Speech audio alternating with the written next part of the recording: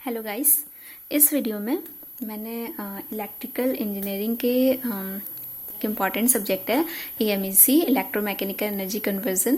ठीक है, उसके टॉपिक ट्रांसफार्मर मैंने उस पर न्यूमेरिकल्स बताने की बताया है। ठीक है, जो आपका एएमईसी है वो सिर्फ इलेक्ट्रिकल इंजीनियरिंग नहीं बल्कि इलेक्ट्रॉनिक्स के लिए भी, इलेक्ट्रॉनिक्स एंड कम्युनिकेशन इंजीनियरिंग के लिए भी काफ़ी इंपॉर्टेंट सब्जेक्ट है। एंड आपके जो अदर्स कंपटीशंस होते हैं एंड गेट्स वगैरह में भी काफ़ी इससे क्वेश्चंस आते हैं, स्पेशली इलेक्ट्रिकल ब्रांच के लिए काफ़ी इंपॉर्टेंट है ये सब्जेक्ट।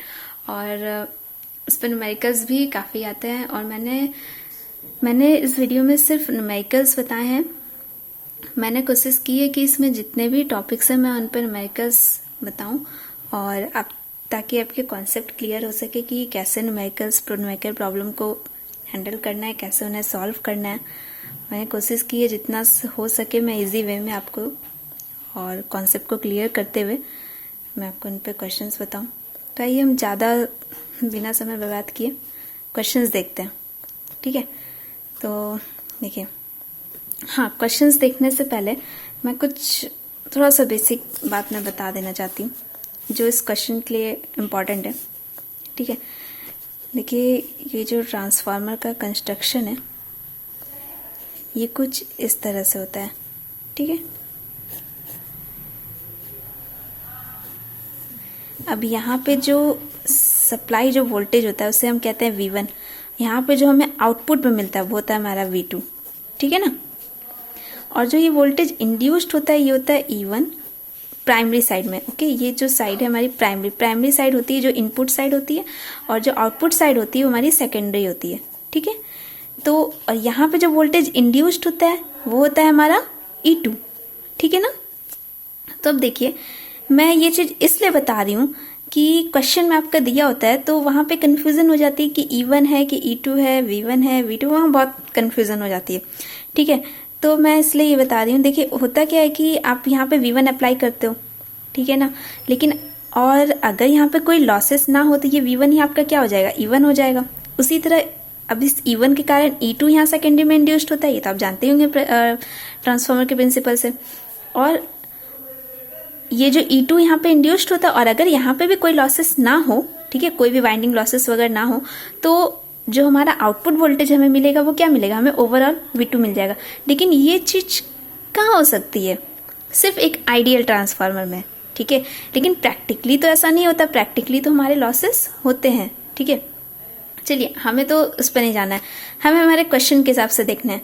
तो अगर हमारा क्वेश्चन में लॉसेस दिया होगा, ठीक है ना, तो हम फिर हमारा V1 और E1 इक्वल नहीं होगा। लेकिन अगर हमारा लॉसेस नहीं दिया है तो हमारे V1 और E1 दोनों इक्वल होंगे, V2 और E2 और V2 इक्वल होंगे। ठीक है, तो जो आपको जो रेटेड दिया होता है वो इस तरह से दिया होता है कि आपका ये V1 आपको दे दिया होता है जो आप अप्लाई कर रहे होते हो।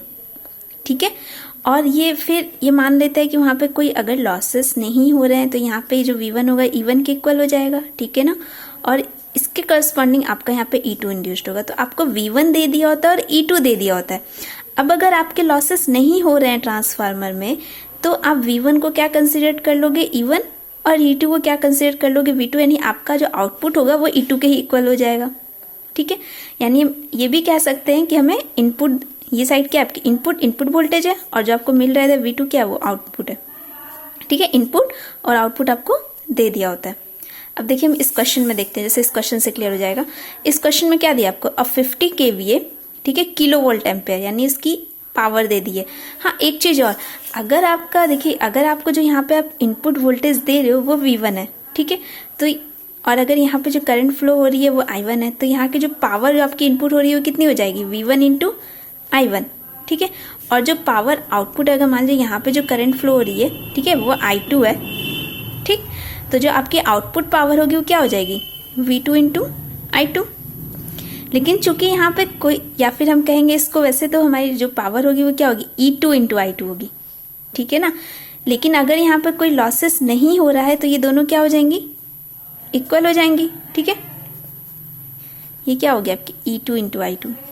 ठीक है, अगर आपका यहाँ पे लॉसेस नहीं हो रहा है तो E2 किसके इक्वल हो जाएगा, V2 के इक्वल हो जाएगा। तो आपकी जो इनपुट पावर होगी वही आपकी आउटपुट पावर के इक्वल भी हो जाएगी। ठीक है ना, तो इसी बेसिस पे हम यहाँ क्वेश्चन सॉल्व करेंगे।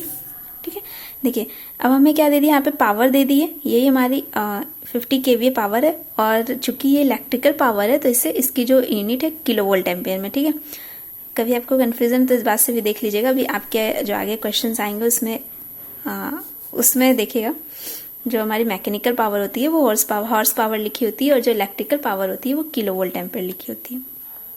ठीक है, और 50 kVA 2200 वोल्ट, ये जो एक जो हमारा इनिशियल जो वोल्टेज दिया होता है प्राइमरी वोल्टेज होता है, और जो ऑब्लिक के बाद जो वोल्टेज दिया होता है वो सेकेंडरी वोल्टेज होता है।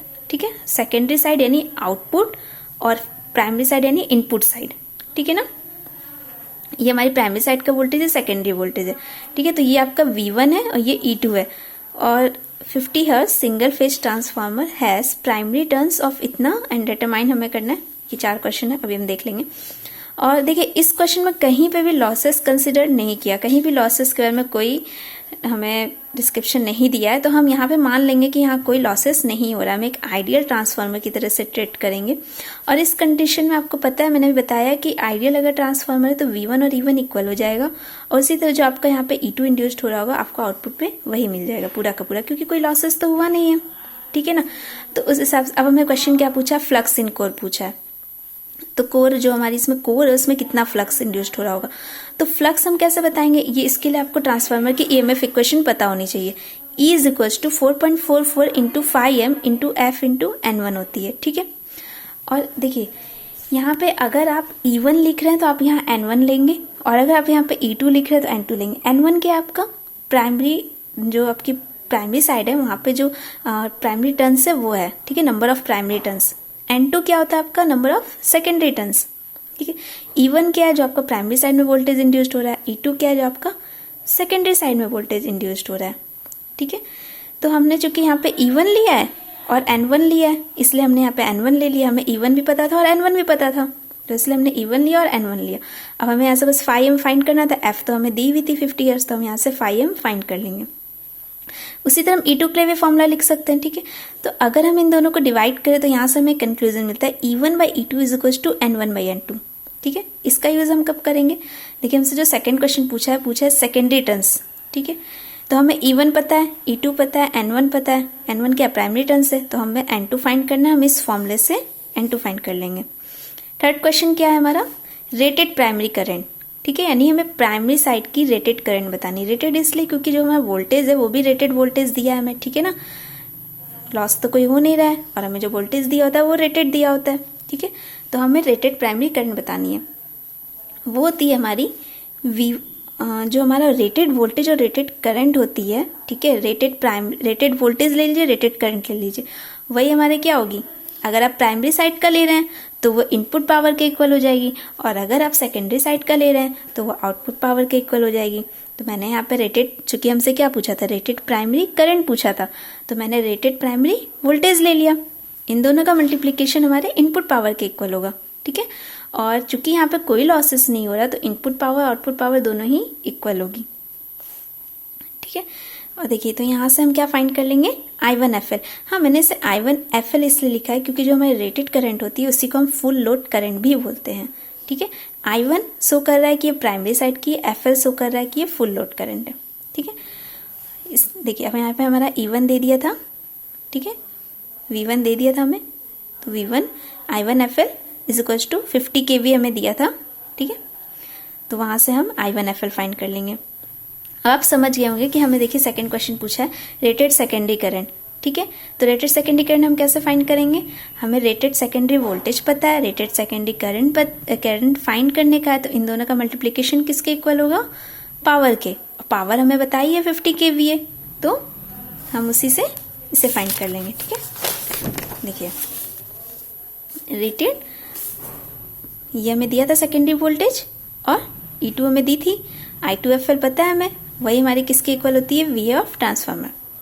हाँ, ये ध्यान रखिएगा, यहाँ पे वोल्ट एम्पियर में, आपको किलो वोल्ट एम्पियर में दिया होता है, आप उसे वोल्ट एम्पियर में चेंज कर लीजिएगा, यूनिट का ध्यान रखिएगा। ठीक है, तो हम यहाँ पे I2FL यहाँ से फाइंड कर लेंगे। अच्छा, I2FL फाइंड करने का एक तरीका और है, एक फॉर्मूले से और आप फाइंड कर सकते हैं। देखिए जो ये I1FL डिवाइड बाई I2FL जो होता है वो होता है आपका N2/N1 के इक्वल होता है। तो यहाँ से भी आप फाइंड कर सकते हैं, क्योंकि आपको N2 भी पता था, N1 भी पता, N2 आपने फाइंड किया भी, N1 आपको पता है, I1FL आपने फाइंड कर लिया, तो यहाँ से भी आप फाइंड कर सकते हैं। Okay, thank you.